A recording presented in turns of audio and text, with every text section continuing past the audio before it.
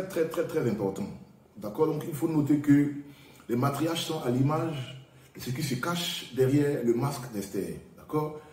Je ne parlerai pas de ces 3 jours de jeûne qu'elle a décrété, mais les matriarches. Ok? Sarah, Rebecca, Rachel et Léa. Et donc comprenez dès lors que lorsque vous entendrez par exemple Sarah et Abraham, Rivka et Isaac, Jacob et ses 2 femmes, d'accord, Léa et Rachel par exemple, ok, vous voyez en même temps les biens qu'ils ont pris lorsqu'ils ont quitté leur, je ne peux pas dire, celui qui les intimidait, d'accord, Pharaon, Abimelech et Laban. Mais ils ont pris des biens et des richesses. Ça, c'est important. Mais ça explique, okay, c'est l'image typique d'Israël en Égypte qui sort de l'esclavage, comme je l'ai dit au préalable, okay, qui sort de l'esclavage de Misraïm, okay, avec des biens. D'accord? Et tout ça, ça représente Sukkot. Ça représente Sukkot parce qu'on voit les éléments. On voit les éléments, on dit quoi? Ils sortent avec des enfants, avec des biens, okay, de la réjouissance, la délivrance finale. D'accord? Et ça, c'est important de savoir ça. Alors, les matriarches, Sarah, Rebecca, Rachel et Léa, composent l'identité cachée qui conduit au salut, à la délivrance. Elles ont été libérées après, avec des biens, elles ont quitté leur bourreau, puis-je dire ça? Dois-je le dire ou je ne sais pas? Elles ont quitté celui qui les intimidait.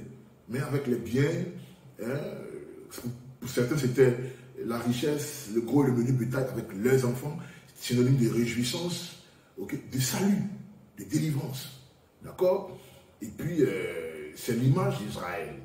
C'est l'image d'Israël. Et il faut savoir ça. Alors, ce qui est important encore, on va parler un peu des 3 jours du jeûne d'Esther. Okay? Il faut savoir que ça s'est déroulé pendant la fête de Pessah.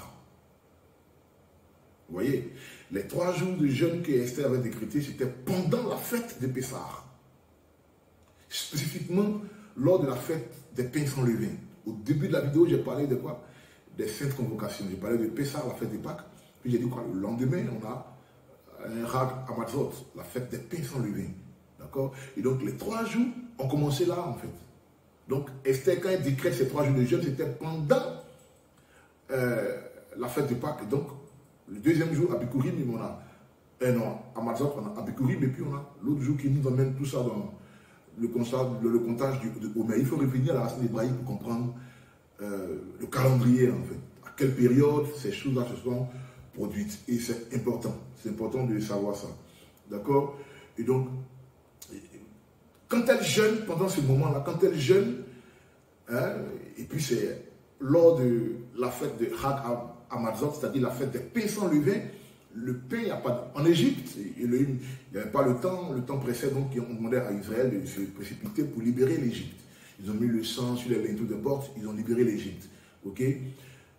C'était... Alors que pendant la fête du Pâques, quand on mange le pain sans levain, ça nous rappelle les douleurs, les herbes amères et tout ça. Ça nous rappelle, parce qu'on ne mange pas le pain sans levain comme ça, on le mange avec des herbes amères. Avec des herbes amères. Pour nous remémorer, ok, la douleur que nos ancêtres ont vécue. Donc, la période du jeûne décrété par Esther était-il une coïncidence? Non. Non, il n'y avait aucune coïncidence. Mais déjà, ça symbolise la souffrance, la tribulation d'Israël en Égypte, mais aussi d'Israël en exil en Perse-Médès. Et c'est important de savoir ça. D'accord? C'est aussi l'image des matriarches qui ont beaucoup souffert. Sarah a souffert, on connaît l'histoire de Sarah. Rebecca aussi a souffert avec sa grossesse de ses enfants jumeaux, Isaïe et Jacob. Léa et Rachel ont souffert, d'ailleurs, on a lu ça dans Genèse 31. Elles ont souffert. Okay? Donc c'est l'image de la douleur, okay, de l'enfantement. Okay? On a Rachel, par exemple, qui sur la route, a rendu l'âme. On dit quoi? Rachel pleure ses enfants. Okay?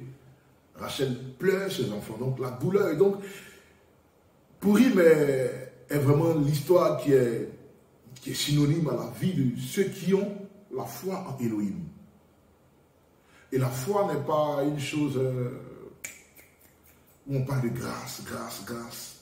le don gratuit, grâce, grâce, grâce. Il est écrit que depuis les temps de Jean-Baptiste jusqu'à nos jours, le royaume des cieux est forcé et c'est les violents qui s'en emparent. Quand on parle de violence, la grâce n'a plus sa place. Mais oui, bien sûr, quand on parle de violence, la grâce n'a plus sa place. Pourquoi la fête de Pourim vient nous rappeler que le mois de Hadar, bien sûr c'est dans ce mois-là qu'il y a cette célébration, ça nous rappelle que tout était ténébreux, mais au final on a gagné. Mais la victoire est pour celui qui garde la foi, qui tient le bon bout. Ben oui, c'est important. Hein, l'histoire d'Esther nous rappelle l'histoire de Néhémie, hein, l'histoire de Joseph. C'est les mêmes histoires, hein. C'est les mêmes codes en fait. Et il faut connaître, il faut comprendre et tout ça. Alors moi je conseille à tous ces frères-là hein, d'aller lire le livre d'Esther pour comprendre l'histoire d'Esther. D'accord? C'est très important, très très important. Et surtout avec la pensée hébraïque. Avec la pensée hébraïque. Alors, on va faire la lecture du livre d'Esther qui est appelé la Megillah.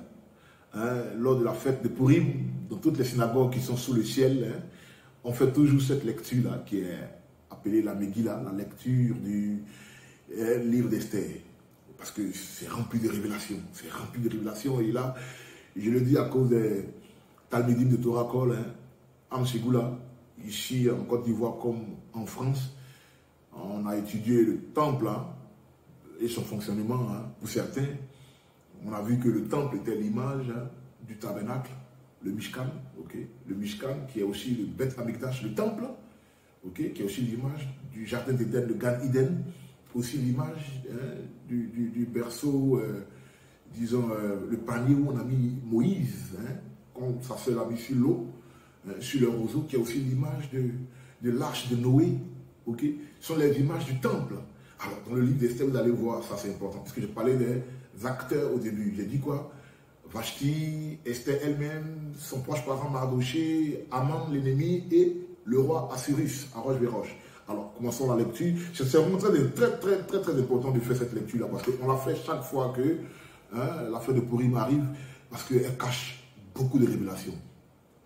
Alors, chapitre 1, ces événements ont lieu au temps d'Arosh-Vérosh. C'est même Arosh-Vérosh qui régna sur plus de 127 provinces, de l'Inde jusqu'en Éthiopie. Oh là là, très grande contrée. Ok? C'est-à-dire de l'Asie mineure jusqu'en Afrique. D'accord? Au verset 2, en ces jours-là, alors que le roi Arosh-Vérosh était assis sur son trône royal, à Shushan, la capitale, la 3e année de son règne, il donna un banquet pour tous ses dignitaires et ses courtisans. Alors, déjà, il faut souligner dans votre Bible, quand vous voyez le mot Shushan, Shushan est l'image de Yerushalayim, Jérusalem, la capitale d'Israël. Ok? Jérusalem. Et quand on parle de 180, ok, vous allez voir le chiffre 180 quand on continue la lecture. Par exemple, l'armée des Perses et des Médis, les nobles et les officiers de province étaient présents. Pendant une longue période de 180 jours, ok, 180 jours, hein, quand on fait un peu de gématrie, on calcule, ça nous donne 9, le chiffre 9 qui est le chiffre de la vie éternelle.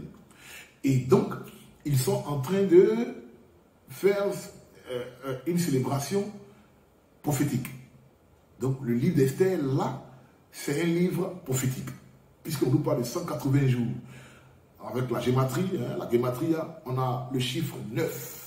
9, parce que 180 fait 1 plus 8, d'accord? 9 et 9, qui est le chiffre de la vérité, qui est le chiffre de la vie éternelle. D'accord? C'est très important. Hein?